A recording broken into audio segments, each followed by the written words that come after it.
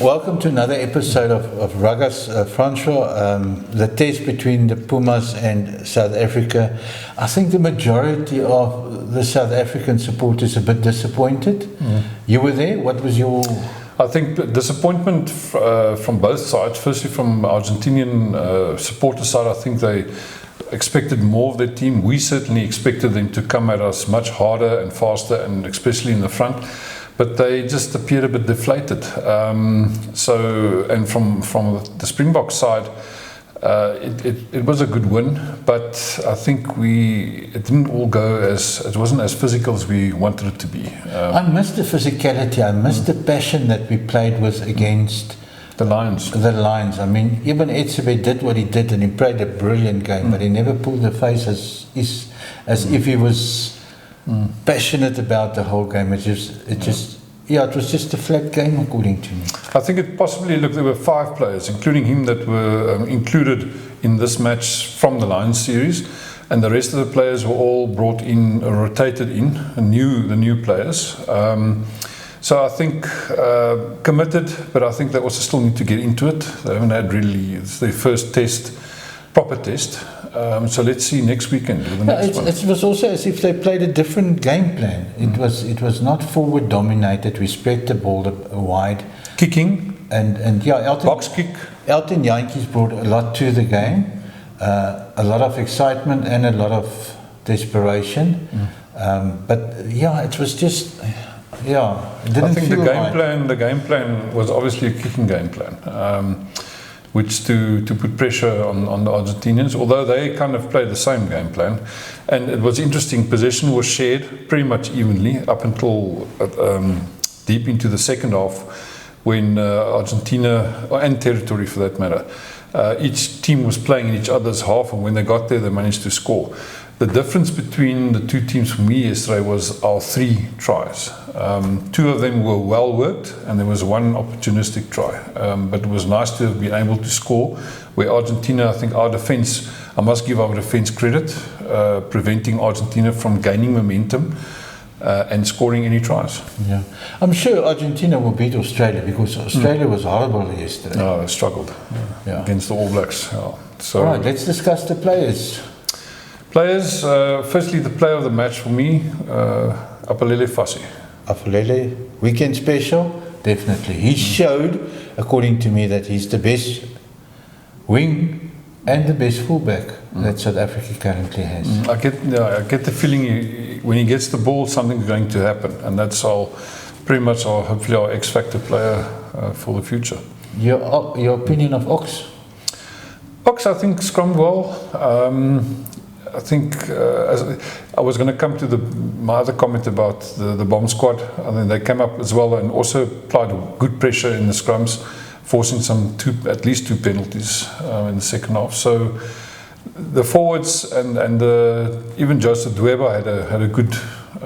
Joseph Dweba, according to me, everybody was going about Joseph Dweba, but according to me, he failed the test horribly. Because he had 3 or 4 overthrows, and if a hooker cannot find the jumpers in his line out, he's a failure. That's his first basic job that he's got to do. You can't. According to me, Malcolm was better because Malcolm had a better success rate at the line out throw. And usually Malcolm struggles with the line out throws. Unfortunately for Joseph, I mean, it was he played for SAA. But it was his first proper test. But physicality-wise, I think I couldn't fault him. But we can't pick people on running around. No, they have to do the first. He's a strong scrummager that counts in his favour, but he must find his jumpers. Yeah. Hookers. That was Joseph Dweba and Wilco Louw. Also, I couldn't really. He did what was expected of him. What I liked about Wilco, he also started to get involved in the loose. Made 1 or 2 tackles, and where usually he doesn't, he did quite well. Yeah. The locks, Etzebeth. On song again, not as physical. Yeah, like I said, I was in the Lions series, but a bit disappointed because, like you said, not as physical, not as busy. But I mean, he was our outstanding player at the front. Him and Lewitt. At one stage, which wasn't visible on the TV, was he actually started suffering from cramps.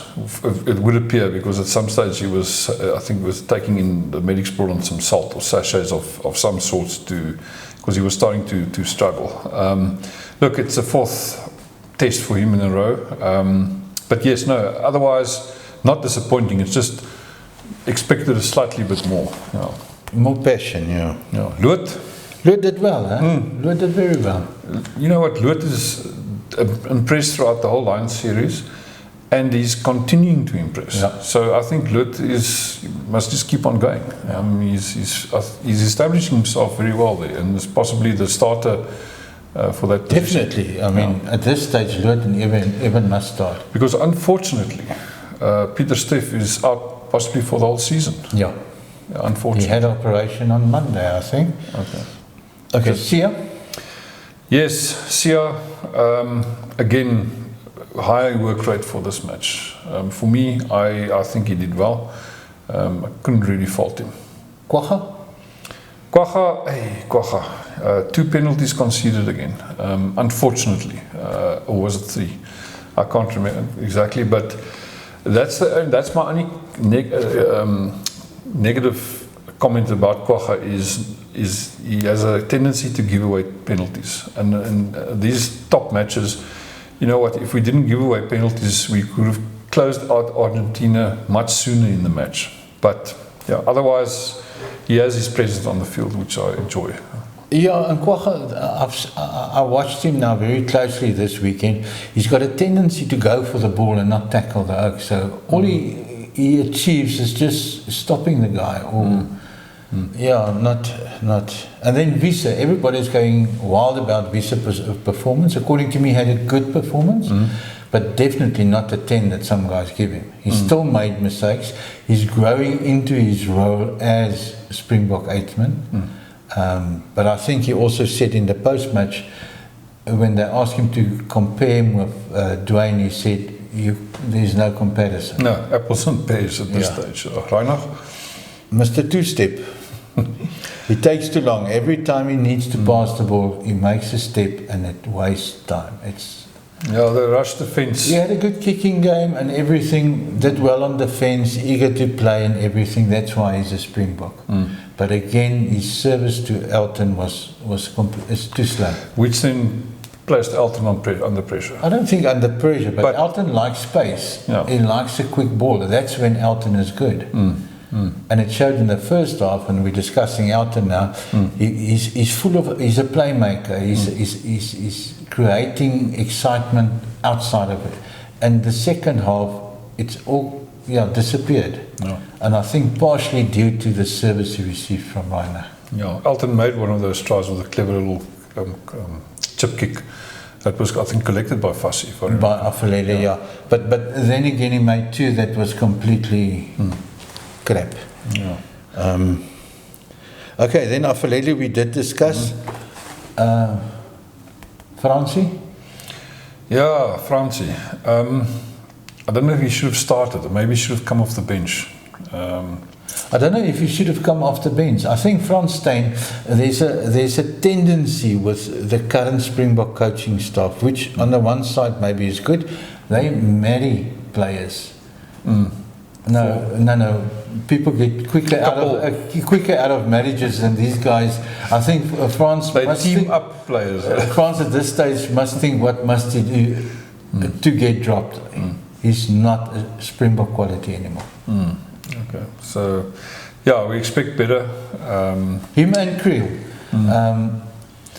No excitement. I think personally, nobody knew that the Argentinians would be this easy to beat, but I would have played